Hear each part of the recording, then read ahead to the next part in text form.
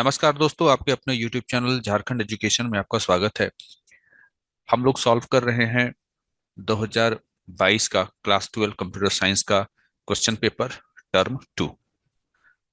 हम लोग अभी पहुंच चुके हैं लॉन्ग आंसर क्वेश्चन में, जो कि 5 मार्क्स का था। क्वेश्चन नंबर 16 हम लोग देखते हैं। क्वेश्चन नंबर 16 में कहा गया है, distinguish between infix, prefix and postfix algebraic expressions by giving example of each. यानी आपको इनफिक्स, प्रीफिक्स और पोस्टफिक्स जो अलजेब्रिक एक्सप्रेशन होता है उसमें अंतर बताना है एग्जाम्पल के माध्यम से। सबसे पहले हम लोग जानेंगे इनफिक्स क्या होता है। The typical mathematical form of expression that we encounter generally is known as infix notation. हम लोग नॉर्मली जो मैथमेटिक्स में कोई एक्सप्रेशन लिखते हैं, ठीक है, इस रिप्रेजेंटेशन को या इस नोटेशन को हम लोग इनफिक्स नोटेशन बोलते हैं। In infix form an operator is written in between two operand. Infix form में क्या होता है कि दो ऑपरेंड के बीच में आप ऑपरेटर को लिखते हैं। आमतौर पर हम लोग मैथमेटिक्स में ऐसे ही लिखते हैं, जैसे an expression in the form of A into, bracket के अंदर है B plus C divided by D.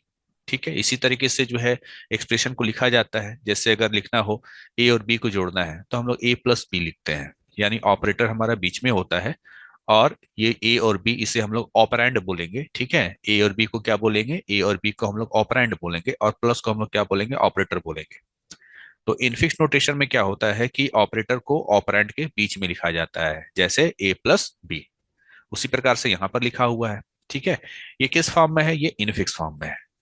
This expression can be simply decoded as, इसको आप कुछ इस तरीके से डिकोड कीजिए कि सबसे पहले ब्रैकेट के अंदर बी प्लस सी है, उसको हम लोग जोड़ेंगे।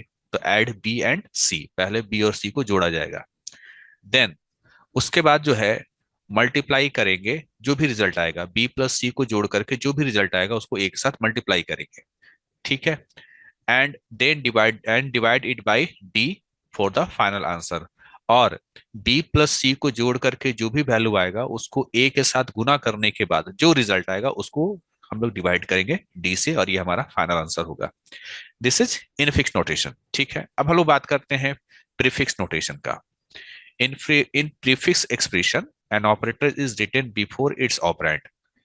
प्रीफिक्स एक्सप्रेशन में ऑपरेटर को हम लोग ऑपरेंड के पहले लिखते हैं।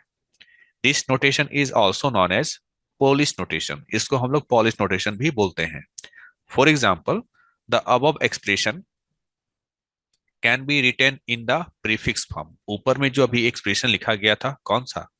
ये वाला, ए प्लस, मतलब A into B plus C divided by D, ये था।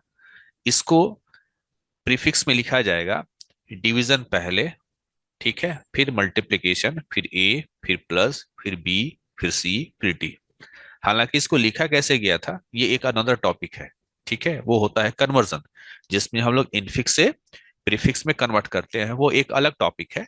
आप इसको सिंपल तरीके से ऐसे समझ सकते हैं कि अगर ए प्लस बी इनफिक्स फॉर्म में है तो प्रीफिक्स फॉर्म में क्या होगा कि ऑपरेटर को हम लोग पहले लिखते हैं और ऑपरेंड को बाद में लिखते हैं। तो ये जो पहला वाला है ये आपका हो गया इनफिक्स। ठीक है, और ये दूसरा वाला जो है ये किस फॉर्म में है? ये आपका प्रीफिक्स फॉर्म में है। ठीक है,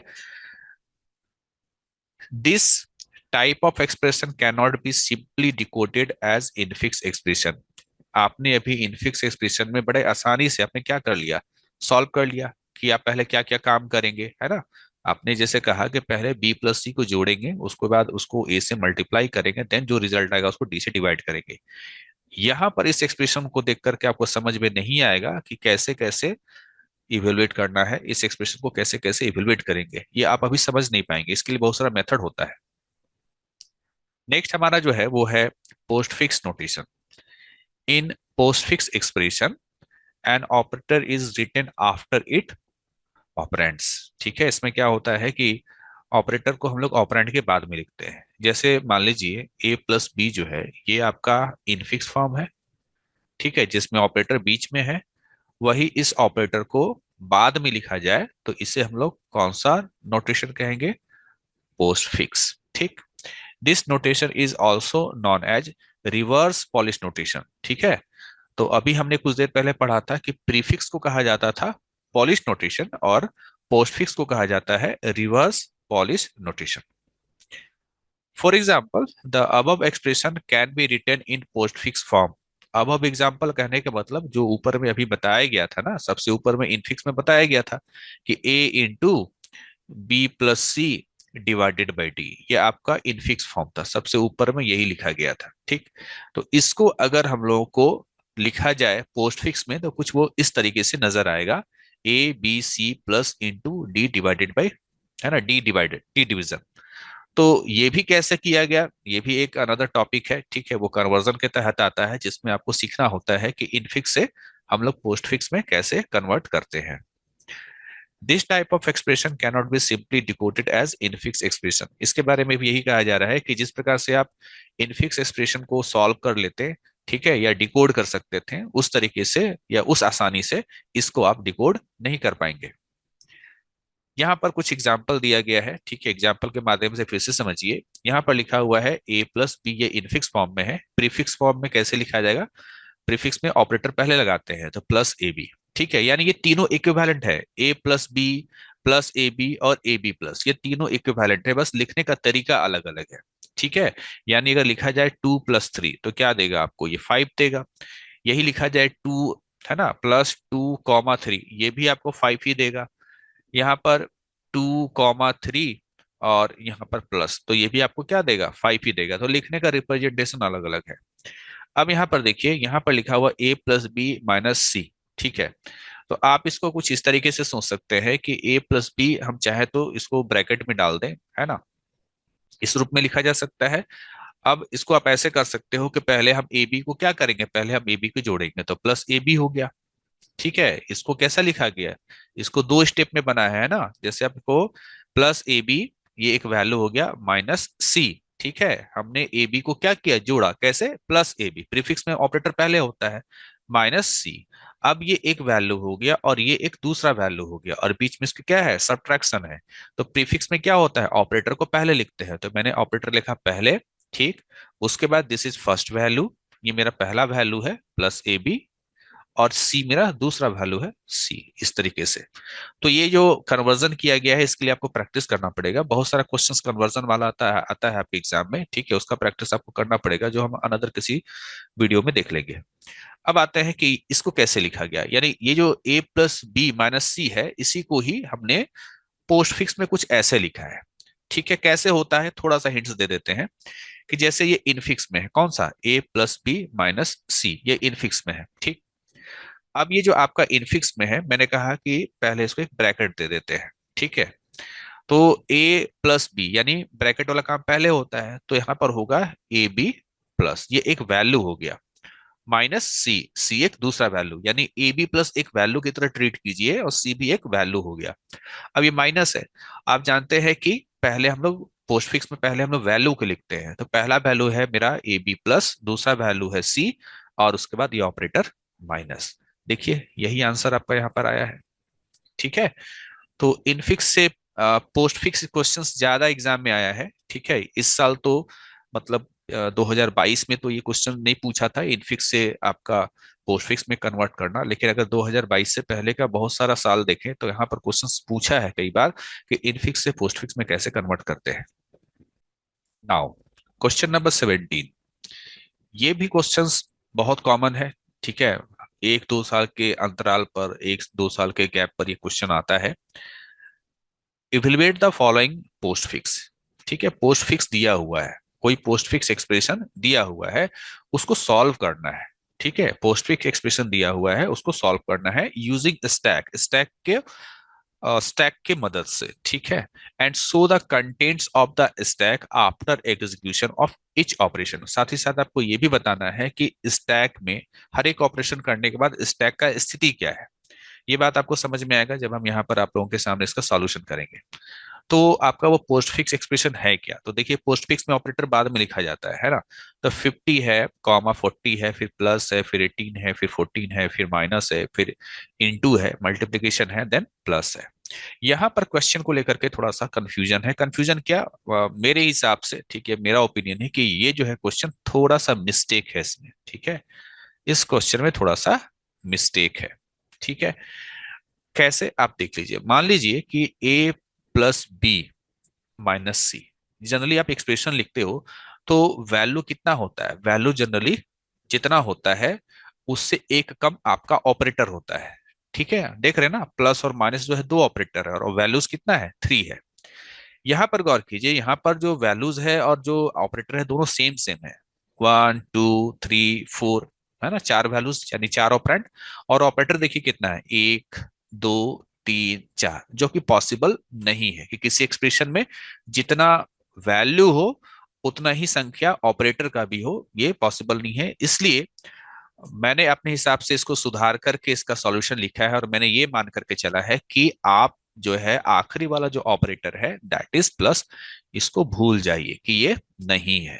ठीक है, ये नहीं है। तो इस प्रकार से आपको जो मिलेगा एक्सप्रेशन वो मिलेगा 50 40 प्लस 18 14 माइनस और इंटू। अब सॉल्यूशन में क्या करना पड़ता है आपको कि जो भी एक्सप्रेशन मिलेगा उसमें आप खुद अपनी मर्जी से लेफ्ट साइड में और राइट साइड में पैरेंथेसिस लगा दीजिए। ठीक, ठीक है, लेफ्ट और राइट में अपने हिसाब से, मतलब अपने मन से जो है पैरेंथेसिस आपको लगा देना है। ठीक है, सॉल्यूशन के लिए जो सॉल्यूशन कर रहे हैं उसमें यहाँ पर क्या होगा, यहाँ पर होगा पहला, हम लोग एक टेबल बनाएंगे जिस टेबल में सबसे पहला कॉलम का नाम होगा स्टेप। ठीक है, दूसरा टेबल में दूसरे कॉलम में हमारा नाम होगा इनपुट सिंबल या इनपुट एलिमेंट्स। ठीक है, कि एलिमेंट क्या क्या है, 50 है, 50 element, 40 element, plus element, 18 element, ये सभी क्या है, ये सभी एलिमेंट है। ठीक, उसके बाद अगला जो कॉलम होगा टेबल का उसका नाम होगा एक्शन टेकन, कि क्या एक्शन लिया गया। फिर अगला कॉलम का नाम है स्टैक स्टेटस, इसी के बारे में क्वेश्चन में चर्चा किया गया है कि so the content of stack, ये इसी के बारे में बात हो रहा है। ठीक है, और उसके बाद यहाँ पर आपको मिलेगा एक कॉलम इंटरमीडिएट, और यहाँ ऑफ लिखा है, यहाँ और होना चाहिए, इंटरमीडिएट और फाइनल आउटपुट। इस वाले कॉलम में इंटरमीडिएट या फाइनल आउटपुट होगा। इस क्वेश्चन को समझने के लिए आपको स्टैक का समझ होना बहुत जरूरी है। अगर आपने स्टैक पढ़ा है, ठीक है, स्टैक को पढ़ा है बेहतर तरीके से, तो ही इस क्वेश्चन को समझना थोड़ा सा आसान होगा। जिन लोगों ने स्टैक नहीं पढ़ा है उनके लिए समझना थोड़ा सा मुश्किल होगा। सबसे पहले इसके सॉल्यूशन में हम लोग क्या करेंगे वो आपको बता देते हैं। तो सबसे पहला काम ये होगा कि आप उस एक्सप्रेशन को देखिए, तो उस एक्सप्रेशन में जो सबसे पहला आपका एलिमेंट है वो है आपका लेफ्ट पैरेंथेसिस। ठीक है, लेफ्ट पैरेंथेसिस जो मैंने खुद डाला है। ठीक है, तो पहला जो है, पहले स्टेप में हम लोग जो सिंबल या जो एलिमेंट है वो क्या था, वो मेरा ये आपका पैरेंथेसिस था। पैरेंथेसिस जो होता है ना उसको हम लोग कहाँ ले जाएंगे, उसको हम लोग ले जाएंगे स्टैक में। ठीक है, तो इसको स्टैक में जाकर के रखें। अगर आपको स्टैक समझ में नहीं आ रहा तो स्टैक कुछ इस तरीके से समझ लीजिए कि चीजों को एक के ऊपर रखना ही स्टैक कहलाता है। ठीक है, एक के ऊपर एक एलिमेंट को रखना ही स्टैक कहलाता है। तो हमने स्टैक में अभी ये रखा, मान लीजिए ऐसा ऐसा समझ लीजिए कि हमने स्टैक में ये पैरेंथेसिस को रखा। फिलहाल यहाँ भी कुछ नहीं है तो ब्लैंक ही रहेगा।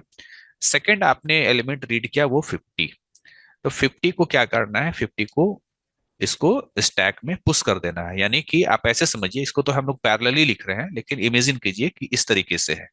ठीक है, चीजें ऊपर से जो है इसमें रखी जाती हैं, तो सबसे नीचे पैरेंथेसिस, उसके ऊपर 50।